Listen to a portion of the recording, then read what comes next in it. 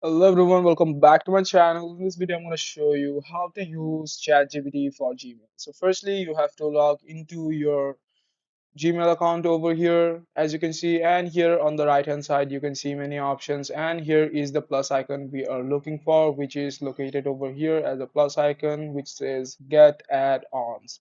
So click on the plus icon and it will open a pop-up menu. Here we are going to search for GPT, GPT for Gmail. After you have searched it, many options will be located. Here we are looking for this specific app over here, which says GPT for Gmail. Firstly, install the app.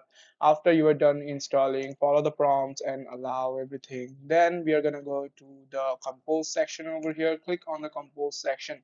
And as you can see here, my GPT has been enabled. So here it is showing me the GPT for Gmail option. Just simply click on the GPT for Gmail option and it will open a pop-up menu over here. Here it will show many suggestions here. As you can see, it is showing a prompt. After that, click on generate. It will generate a mail for you.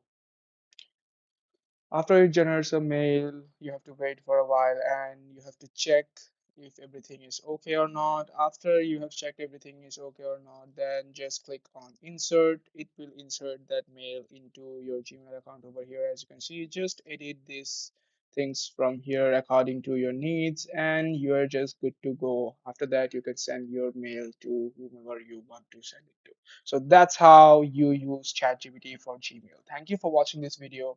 Hope it was really helpful to you guys.